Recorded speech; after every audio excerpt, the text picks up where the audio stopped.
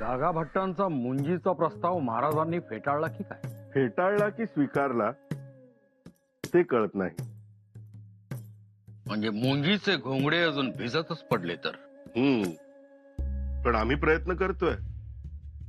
महाराणी साहेबांनी हा विषय महाराजांजवळ काढला, पण महाराजांनी सोयीस्कररित्या तो टाळला असं दिसतंय. हो, पण हा फैसला महाराजांनीच करायला हवा ना. मला वाटतं महाराज शंभूराजांच्या मुंजीला होकार देतील, पण राजाराम राजांच्या मुंजीस नकारच असणार. होकार म्हणजे मग शंभूराजेच उत्तराधिकारी. म्हणजे शंभूराजांना सिंहासन 2 पावलावरच. त्यांना सिंहासन आणि आपल्याला दर्भासन. हो ना. मी काय म्हणतो, आपल्या नशिबात काशी तर नाही ना? काशीला जावेच लागेल जर आपण स्वस्थ बसलो तर.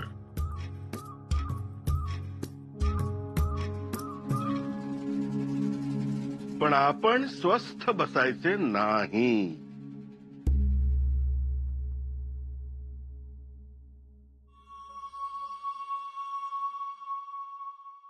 आपण असं एक विचारायचं होतं.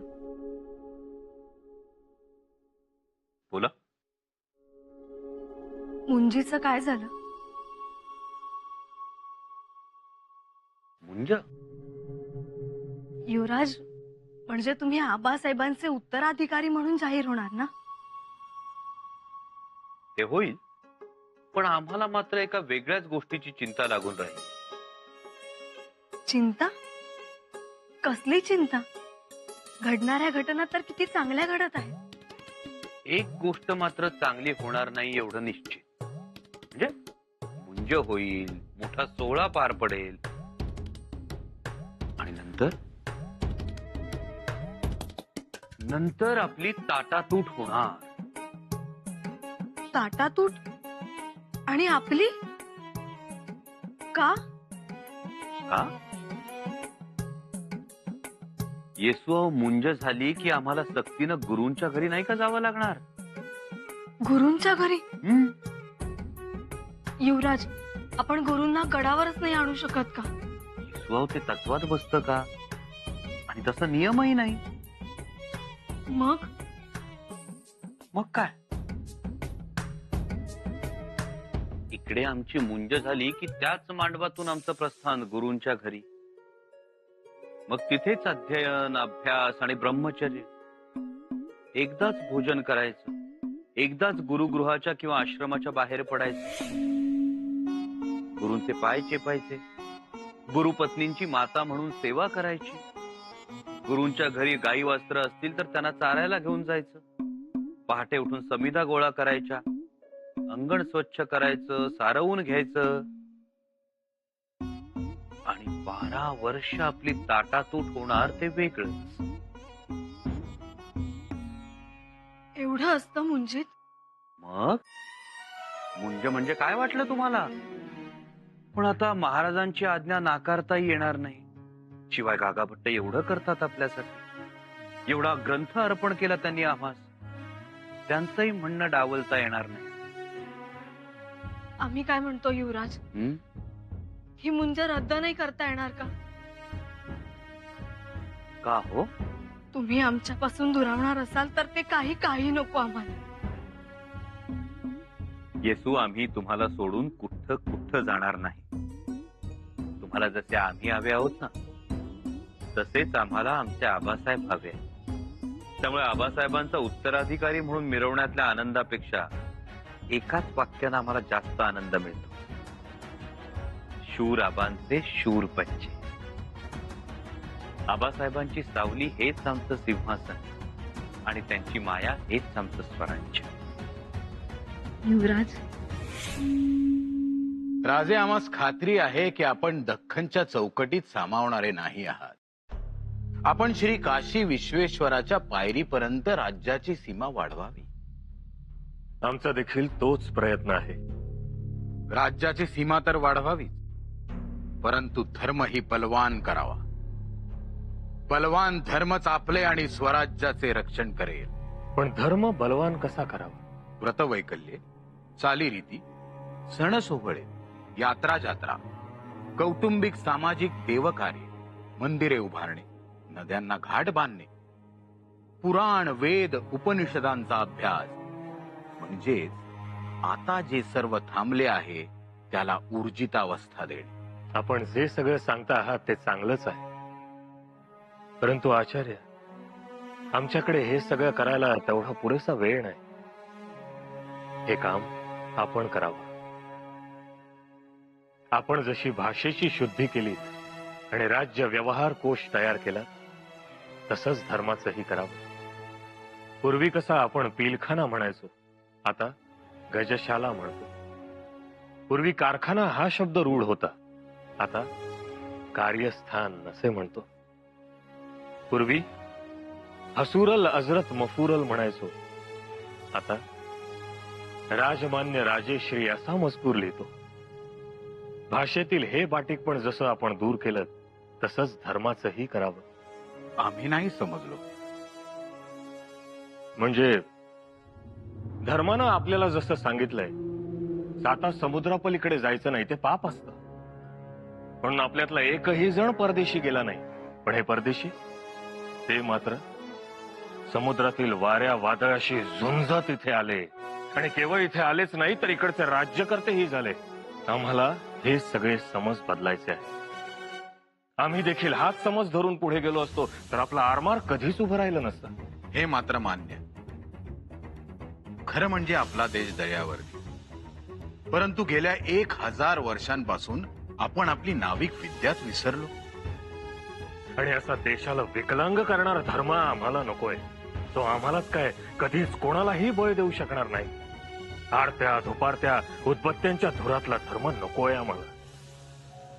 तलवारीच्या लखलखत्या पात्यासारखा धर्म हवाय. आणि आचार्य, हे काम आपलं.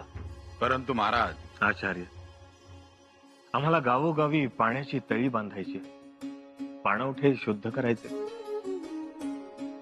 लोक त्याच पाण्यात जनावरं बसवतात, तिथेच बायका भांडी विसळतात, आणि म्हणून नारू सारखे रोग होतात. म्हणून आड उंच ठिकाणी बांधायला हवा. उंदरांमुळे पटकी येते, गावाच्या गावं ओसाड होतात. यावरही आम्हाला काही उपाययोजना करायच्या. आचार्य, आम्हाला अनेक धरणं बांधायची, गावोगावी लाल माती अंथरायची. आपल्या स्वराज्यातलं प्रत्येक लेकरू, प्रत्येक पोर पोटभर जेवलं पाहिजे. आऊसाहेबांनी त्यावेळी लोकांना तगई दिल्या, विहिरी खणल्या, शेतात नांगर दिलं, उद्योगासाठी बिनव्याजी भांडवल उभं करून दिलं. आता याच सगळ्या गोष्टींकडे आणखीन लक्ष देऊन या अधिक सक्षम, अधिक सशक्त करायला हव्या. आमचा शेतकरी शेतात जाताना आणि शेतातून येताना गाणी म्हणत येतो, हे आम्ही जेव्हा बघतो, तो क्षण आम्हाला अभिमानाचा. शेतातून खळ्यात येईल, खळ्यातून घरात येईल, तर ते मनगटात उतरेल, आणि तरच तलवार मजबूतीनं धरली जाईल. आम्हाला आता तो धर्म हवाय. तेही खरंच. आणखीन एक महत्वाची बाब, गरीब आणि क्षुद्र हे दोन्ही शब्द आम्हास पसंत नाही. क्षुद्रास क्षुद्र म्हणून हिणवायचं आणि त्याच वेळेला यवन अकबर महाबली आहे म्हणून त्याच्या पायीचं पाणी प्यायचं, ही वृत्ती आम्हास पसंत नाही. या असल्या वृत्ती, या अशा धारणा, कर्मकांड, चालीरीती, चुकीच्या रूढी आपल्या धर्मातून दूर व्हायला हव्यात. आणि हे काम आपलं. भिन्न देव, भिन्न प्रार्थना, भिन्न जाती पंथ आणि म्हणून भिन्न विचार, आणि त्यामुळेच आपण एकमेकांना भिन्न वाटतो. ही भिन्नताच आम्हाला मुळात दूर करून टाकायची. आचार्य, म्हणूनच आम्ही आमच्या सरदार सैनिकांना मावळा असं म्हणतो, स्वराज्याचा मावळा. आम्ही छत्रपती जरी असलो तरी आधी मावळाच. मावळा ह्या शब्दातच किती समानता आहे. आम्ही बाळराजेंच्या मुंजीबद्दल बोललो. कामात काम झालं असतं, एवढाच आमचा उद्देश होता. मग काय म्हणाले महाराज? महाराज म्हणाले, आम्ही बाळराजांच्या बाबतीत धास्तावलेले असतो. धाकट्या वेळी आता तुम्हीच सांगा. बाळराजांची मुंज करा असं म्हणालो, त्यात वावगं असं काय बोललो आम्ही? काही वावगं बोलला नाही तुम्ही. आणि चिंता करू नका, महाराज आणि गागा भट्ट बसलेत ना, ते योग्य तोच निर्णय घेतील. मग बाळराजांची मुंज होईल? हो, महाराज जरी तुम्हाला स्पष्ट बोलले नसले तरी गागा भट्टांना ते 2 मुंजींची सिद्धता करायला सांगतील. मग तर देवच पावला म्हणायचं. होईल हो सगळं ठीक. आणि समजा निर्णय झाला नाही किंवा विसरलेच तर आम्हीही सांगू महाराजांना मुंज करा म्हणून. म्हणजे तुम्हालाही आमचं म्हणणं पटतंय ना? पटतंय. आता आम्ही सगळं तुमच्यावरच सोपवलंय. फक्त काळजी एवढीच वाटते की बोला थोरल्या बाईसाहेब. काळजी एवढीच वाटते की बाळराजांना डावललं जाऊ नये. तसं काहीही होणार नाही हो. उलट शंभूराजांची मुंज उशिरा होत असली तरी बाळराजांची मुंज लवकर होईल. थोरल्या बाईसाहेब, हा हार बघा. घडणावळ चांगली आहे. उद्याच्या मुंजीत घाला. खूप साजऱ्या दिसाल.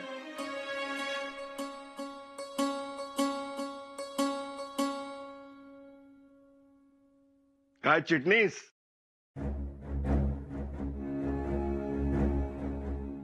कसला हिशोब काढलाय?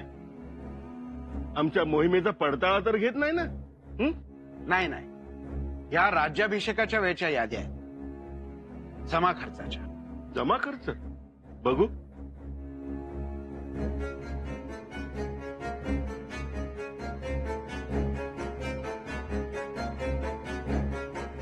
ही मुंजीची कागदपत्र, अगदी मोहरीपासून मोहरांपर्यंत आणि डाळीपासून ढालीपर्यंत सगळ्या नोंदी आहेत त्यात.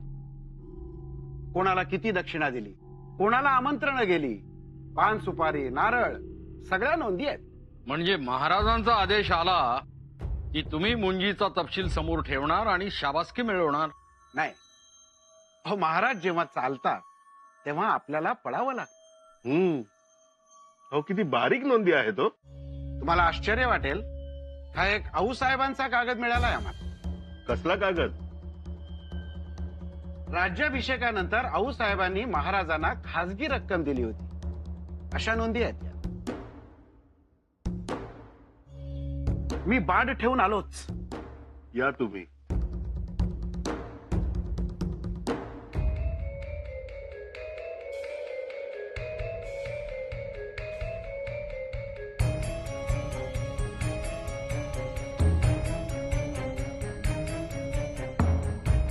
काय झाले?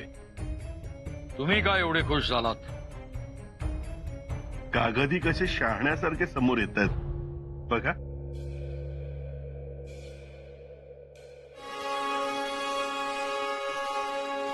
महाराज, आपले विचार निशंकपणे काळाला भेदून जाणारे, परंतु या गोष्टीस अधिष्ठान ईश्वराचे. मुघलांच्या उन्मत्त तलवारी पायदळी तुडवीत 32 मण सोन्याचे आसन उभे करणे हा आम्ही ईश्वरी चमत्कार समजतो. पण आचार्य, एक विचारू? जरूर.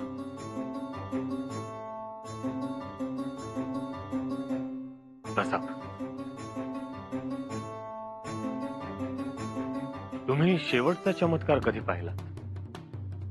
पाहिला नाही, ऐकला. तुकाराम महाराजांच्या गाथा इंद्रायणीतून वर आल्या. चमत्कार असतो. आम्ही मानतो ते चमत्कार वेगळे आहेत. वेगळे चमत्कार कोणते? आम्ही चमत्कार मानतो तो युद्धामध्ये आमच्या बरोबर आमचा घोडा देखील जिद्दीनं उभा राहतो, तो चमत्कार. आपल्या पोराबाळांना घरात सोडून येऊन स्वराज्यासाठी लढायला येणारा मावळा, तो चमत्कार. त्याच्या जाण्यानंतर कसोशीनं आपला संसार सांभाळणाऱ्या माता माऊलींचं कणखर काळीज, हाही एक चमत्कार. आचार्य, स्वराज्य हे कोणत्या धार्मिक चौकटीत बसवण्यासाठी निर्माण झालेलं नाही. आमचं हे राजकारण देखील कोणत्याही धर्माच्या मंगल तत्वांवर आधारित नाही. तरी देखील आमच्या श्रद्धेनुसार आमचं हे राज्य हे श्रींचंच राज्य आहे असंच आम्ही मानतो. परंतु रयतेनं मात्र हे राज्य स्वतःच मानलं. इथे धर्म एकच, रयतेच्या सुखाचा धर्म. आणि म्हणूनच आपला मुंजीचा प्रस्ताव आम्ही नम्रपणे नाकारतो आहोत. परंतु महाराज, मुंज तर करावीच लागेल. तो धार्मिक विधी आहे आणि जरुरी आहे. आपणही मुंज केली होती. आम्ही मुंज केली होती, त्यानंतर राज्याभिषेकही केला होता. पण त्यामागचं कारण वेगळं होतं. रयतेच्या स्वातंत्र्यकांक्षेचा, स्फुल्लिंग चेतवण्याचा तो राज्याभिषेक नव्हता आचार्य. ती मराठमोळ्या अंतःकरणाची उभ्या हिंदुस्थानास दिलेली ऊर्जस्वी हाक होती. म्हणजे मुंज होणार की नाही, क्षमा असावी आचार्य, पण आता त्या गोष्टीची गरज नाही. राज्याभिषेकात जेवढे पैसे खर्च होतील त्यात स्वराज्यातील माती, मती, माणसं, मनगट सशक्त आणि बलदंड होतील. परंतु महाराज, आमचा तेव्हाही विरोधच होता. परंतु आऊसाहेबांचा तसा आग्रह होता. आऊसाहेबांना राज्याभिषेकाची द्वाही फिरवायची होती. सामान्य रयतेस आपलाही एक त्राता, मुक्तीदाता, रक्षण करता आहे हे आश्वासन द्यायचं होतं आणि म्हणून तो राज्याभिषेक. परंतु आता आम्ही त्या औपचारिकतेत अडकणार नाही. शिवाय आचार्य, आमची ही एक स्पष्ट धारणा आहे. राजा हा लोकांच्या मनात जन्माला यावा. हे असे होम हवन विधी करून तो कोणावरही लादला जाऊ नये. पटते आहे आचार्य, राज्याभिषेक सोहळ्यामुळे त्यावेळी स्वराज्य आर्थिक अडचणीत आलं होतं. पण आमचं नशीब थोर. आमच्या आऊसाहेब आमच्या मदतीसाठी धावून आल्या होत्या. त्यांच्या खासगीतून त्यांनी जाता येता वाचवलेली, कधी महाराज साहेबांनी पाठवलेली, कधी आम्ही खर्चाला दिलेली रक्कम एवढी मोठी होती की त्यामुळे स्वराज्य पुन्हा सुरळीत चालू लागलं. त्यामुळे यापुढे आता विधी नाही. जे काय होईल ते रयतेचा कौल घेऊनच. महाराज, हा नवा विचार, नवी दृष्टी घेऊन आम्ही उद्या सूर्योदयास आऊसाहेबांचे दर्शन घेऊन मार्गस्थ होऊ. आज्ञा.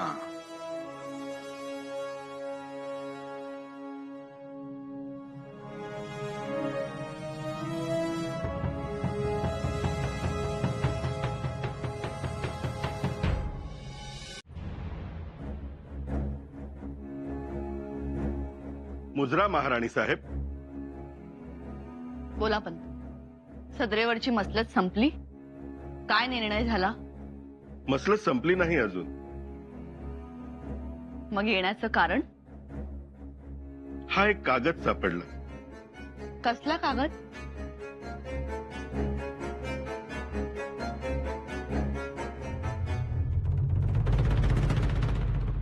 म्हटलं तर मातृप्रेमाचा, म्हटलं तर जमा खर्चाचा. मतलब? राज्याभिषेकानंतर महाराज आर्थिक अडचणीत आले तेव्हा आऊसाहेबांनी महाराजांना आपल्या खासगीतले साठवलेले 25 लाख होऊन दिले. त्याची नोंद या कागदावर आहे. या रकमेमुळे आणि आईच्या मायेमुळे राज्य पुन्हा पळते झाले. याला म्हणतात आईने मुलासाठी करून ठेवलेली तजवीज. म्हणजे राज्य नसताना राज्य निर्माण केले, छत्रपती बनवले आणि आर्थिक उणीव भासली तर ही घे बाबा रक्कम. आणि रक्कम किती? थोडी थोडकी नाही, 25 लाख. खरंच एक आई आपल्या मुलासाठी केवढं डोंगरा एवढं काम करून ठेवते. आता तुम्ही काय करावे हे तुम्हीच ठरवा. आम्ही काय सांगणार.